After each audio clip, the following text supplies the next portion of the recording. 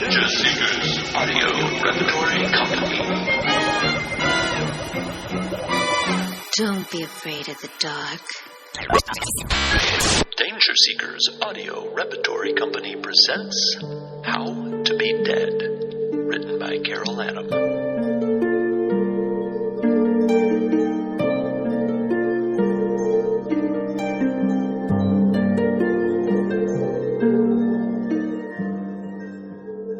Orabelle was the one I met first. Orabelle Bowman, she called herself. My family had just moved into Blackberry House, a 3-story cesspit with foundation issues that was so old it looked like it was built by the Pilgrims. The realtor had fed us berries off the front bush as we walked through the rooms, leading Mom to falsely conclude that the place had charm. Really, we were just hard up and the toilet repairs were manageable. Blackberry House was not a house. It was an inn off exit 109 that had a Circle K and nothing else, the Circle K being the main draw. We were to become innkeepers, Mom told me. Only the way she said it, she might as well have been talking about projectile vomiting. It was so unconvincing.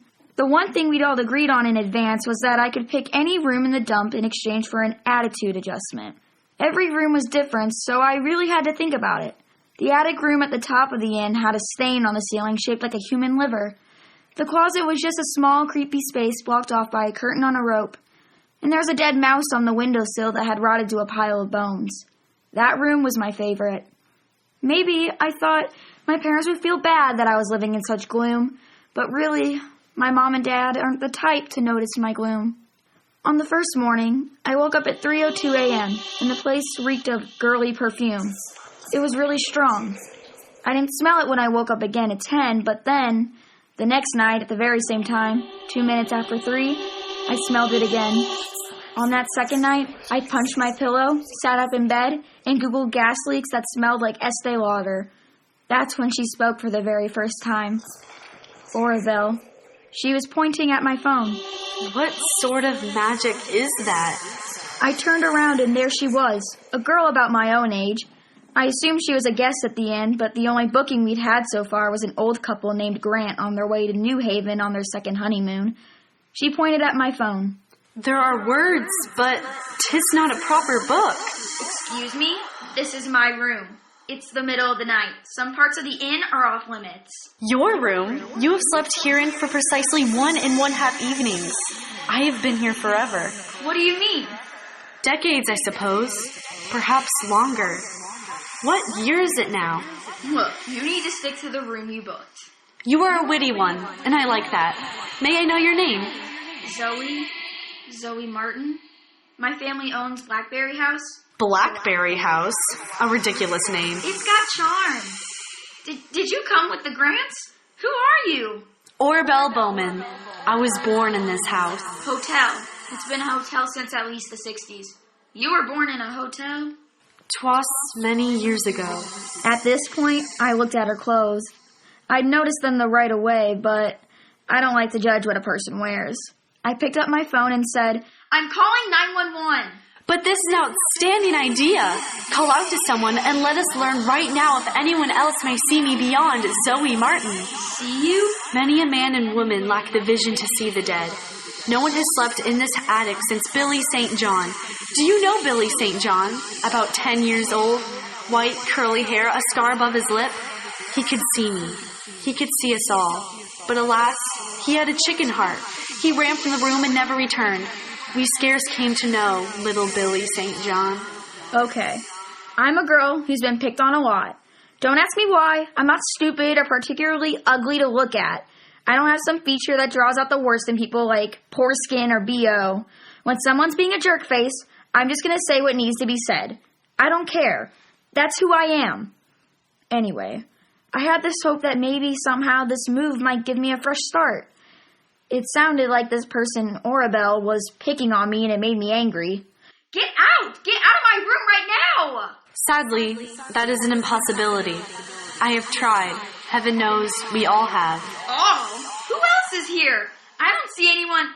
And just then, through a crack in the curtain of my closet, out they came. 2 more of them. 2 girls. Like Orabelle, they were dressed really weird. Do not be afraid, Zoe. This is Mayflower Mills. Get out of my room! You're invading my space! See what I mean? I'm not about to let anyone push me around. Already I was starting to doubt this whole stupid fresh start idea. I thought you told her, Orabelle. This is not your room, young lady. 'Tis ours. Leave me to take charge of this. Do you want her to run like the boy did? Hello, Miss Zoe. I am Blessing Cakebread, and I am ever so pleased to make your acquaintance. Blessing? Look, I don't know why you're doing this. Oh, but we cannot help doing this. You moved into the attic. This is our home. I suppose we can share it with you, but we cannot leave it. Because you're dead? Yeah, okay, I've had enough of this. I started to leave, but they moved in front of the door and blocked me in. We are spirits, Zoe. Ghost girls. Or whatever word you prefer to call 3 dead souls trapped in an attic for years. Decades, I'm thinking. What year did you say it is now? This isn't funny. I was born in 1649. Died in the winter of 1665. I was born on 10 July 1651. I passed the same day as Mayflower, but I am uncertain what the date was. I used to know the date. There was a fair blanket of snow on the ground, remember? It does not matter. We drank the tincture of desperate measures. And now, here we are. Tincture of desperate measures? 'Tis a restful enough means of exiting earthly life. It smelled strong of flowers. Flowers? You mean perfume? I do not know that word. We sat upon this very spot here, where the moon falls on the floor. There was a different bedstead on that day. It was nicer than that one there. I brought the trumpet weed from my own garden. I brought nightshade. The snow outside was to our knees. The light through the window was cold and blue. Enough, girls. 'Tis a lot to take in.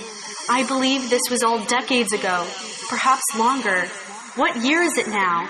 November 17th, 2019. Dear Mary Mother, 'tis been more years than we ever guessed.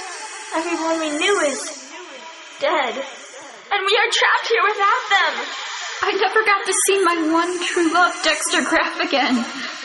Oh, I was hoping by the time his life was done, I could join him in the great beyond.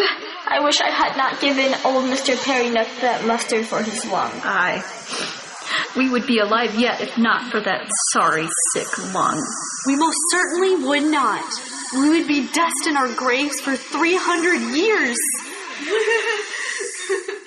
What sort of sick game is this? 'Tis no game, miss. We are hardly saddened to know how long it's been since we walked in the world of the living. Do not mock our anguish. We may never find our way out of this attic for all of time. And you expect me to believe you're all ghosts? Why would we lie about such a terrible thing? So you died as young girls, is that what you're saying? I was not but 14 years in the living world. We died upon the same day. Struck down by a single communal swallow. Our final breaths gasped at the same tragic moment. Our fingers touching at the tip. Our 3 hearts shuddering toward their last beat. Together.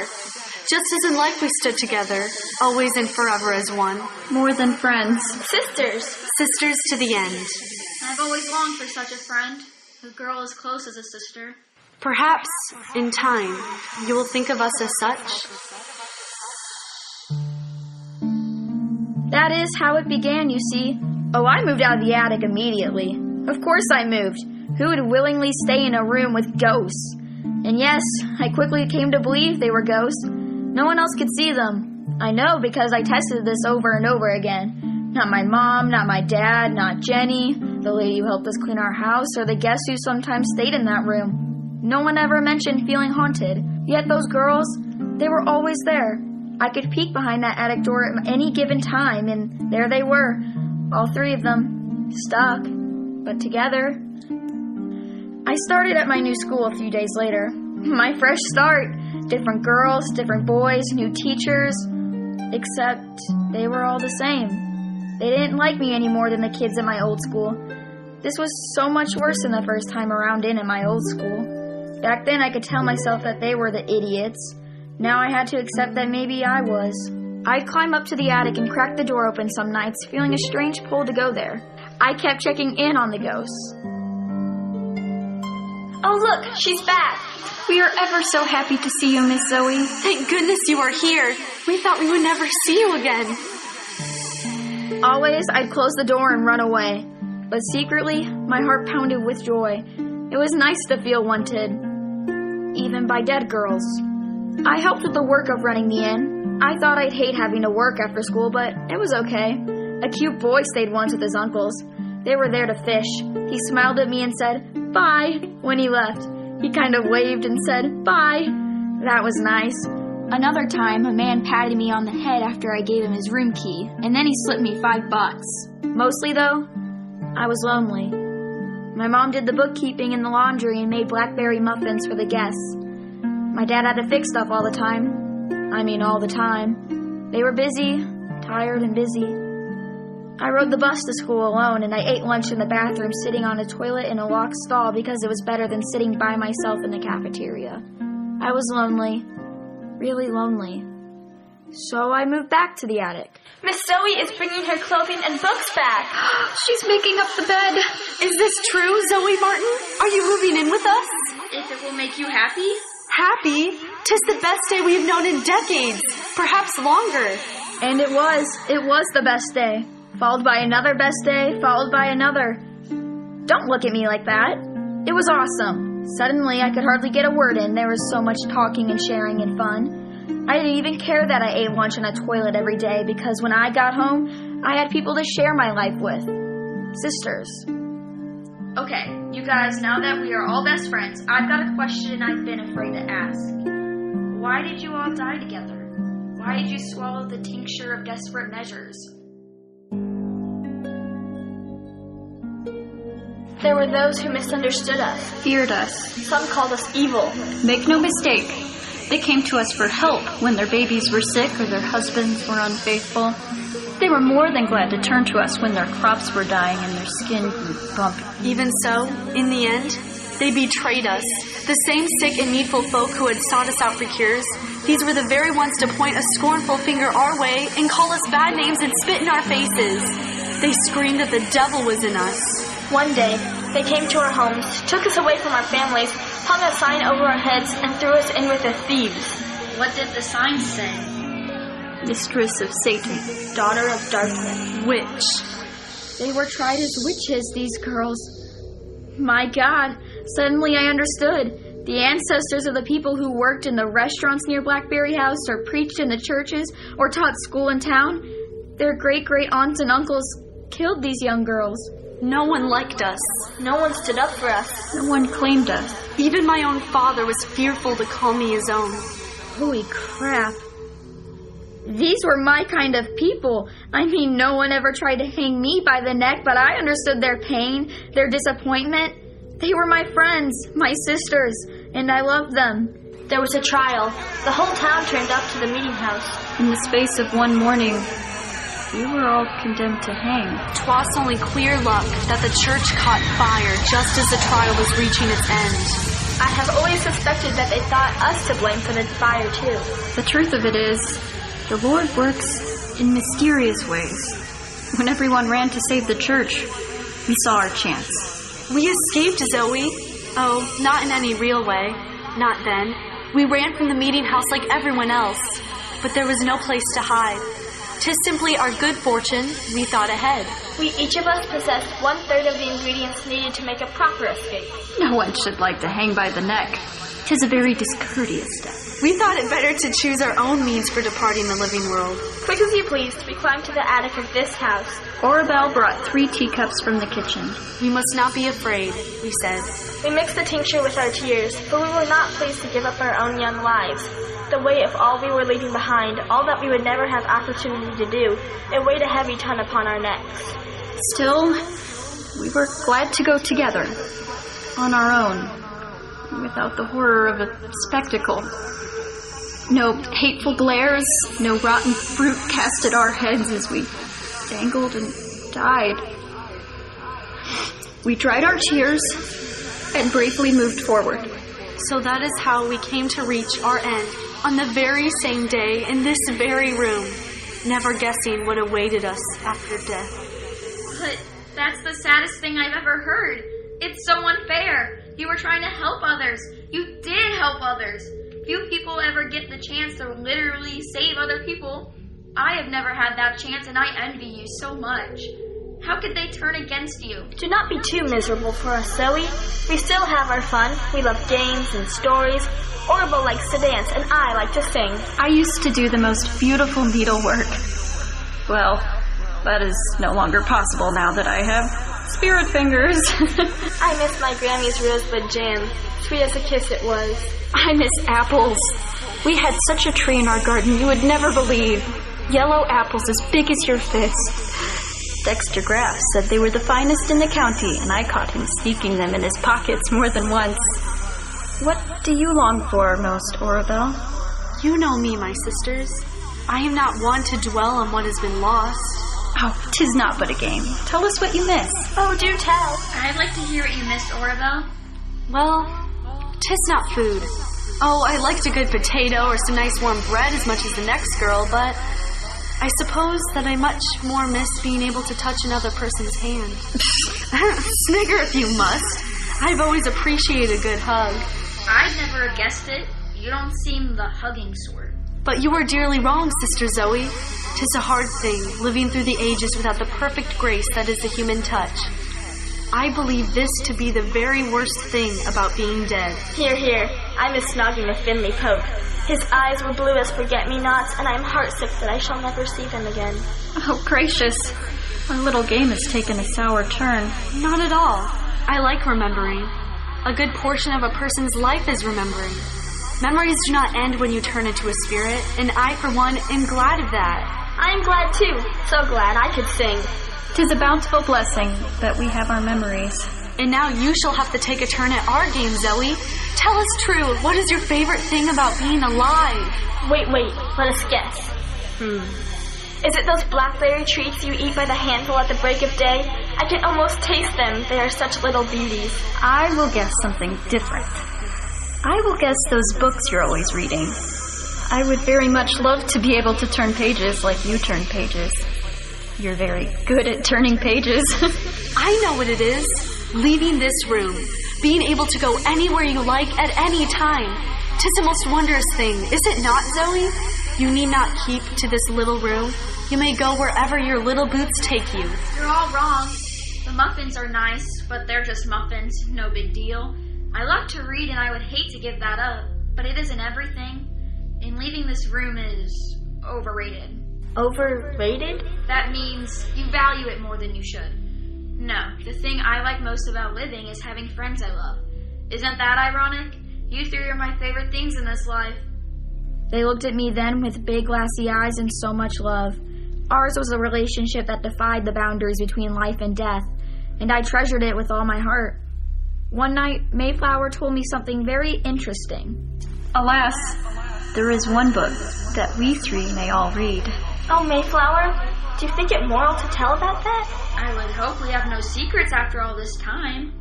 'Tis a rule book. What kind of a rule book? Rules for being dead.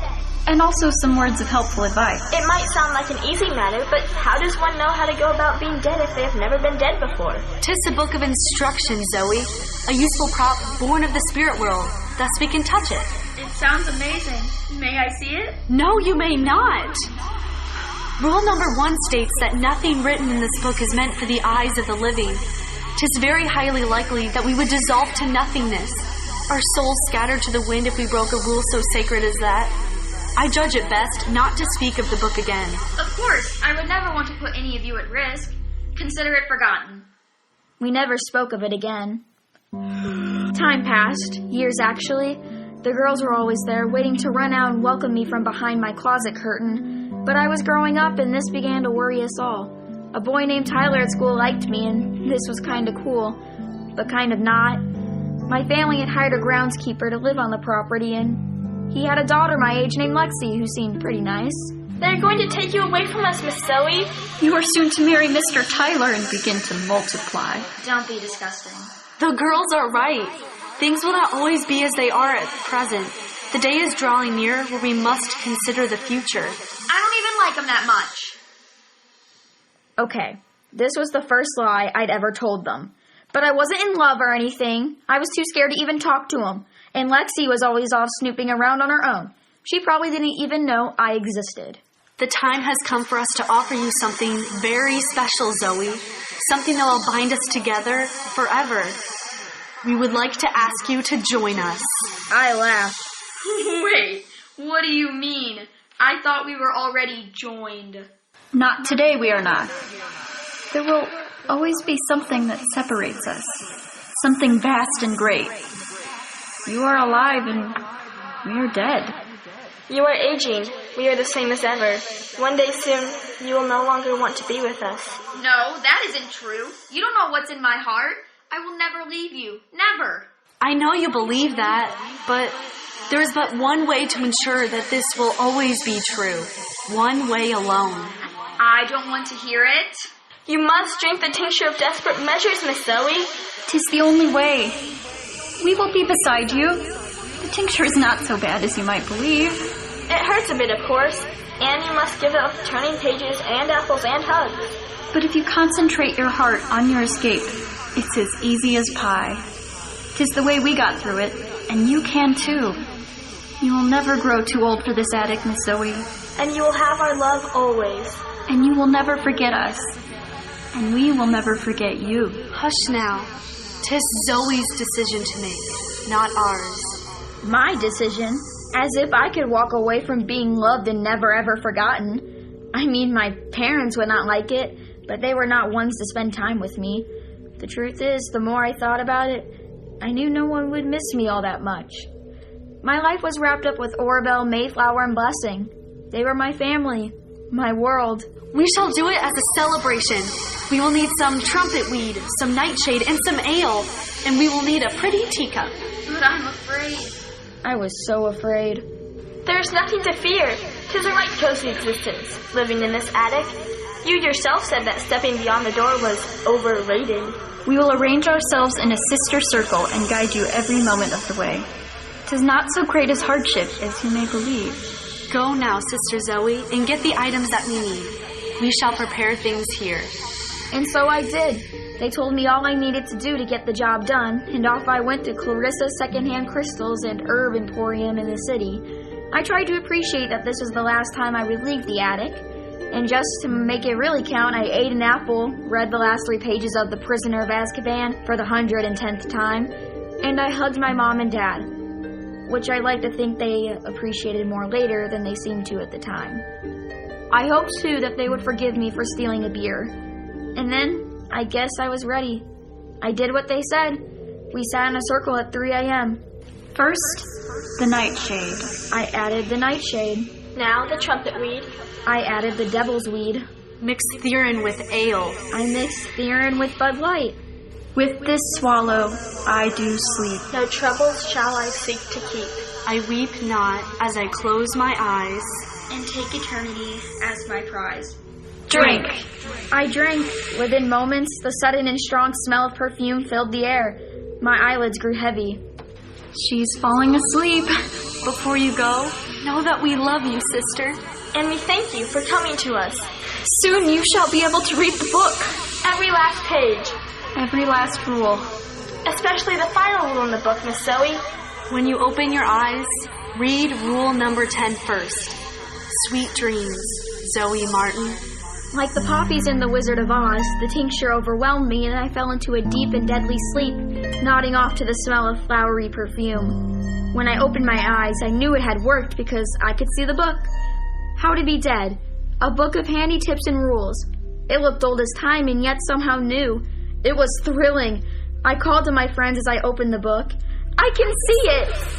A note was bookmarked in the pages, a note to welcome me to my new life, written in the hours when I had gone off in search of beer and herbs. Dearest Sister Zoe, you spoke of the heroic joy of saving others, and we know you long to experience such joy yourself. And now, sweet friend, you have saved us. We eagerly await that moment when we shall all be united, once and for all. We know the sacrifice is great, but 'tis our greatest hope that you will find the courage to join us. Your loving sisters, Orabelle, Mayflower, and Blessing. It was a lovely note, and I called to them again, thanking them for making my passing so special. Thank you! I laughed because I just knew they must be hiding behind the curtain like always, waiting to jump out and run at me. I returned to the book. My spirit fingers actually worked pretty good.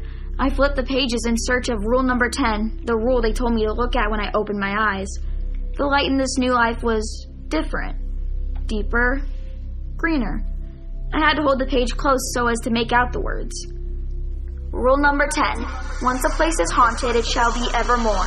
No ghost or ghosts may leave their earthly haunt behind and enter through the gates of eternity until such a time that they are able to find a suitable substitute to carry on in their place.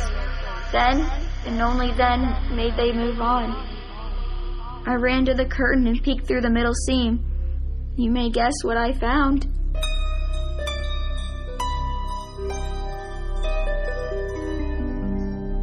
I was alone. But only for a few short moments. Suddenly, the door burst open. It was the new groundskeeper's daughter, Lexi. Oh, I'm sorry. She said, looking at me. I didn't know anyone was in here.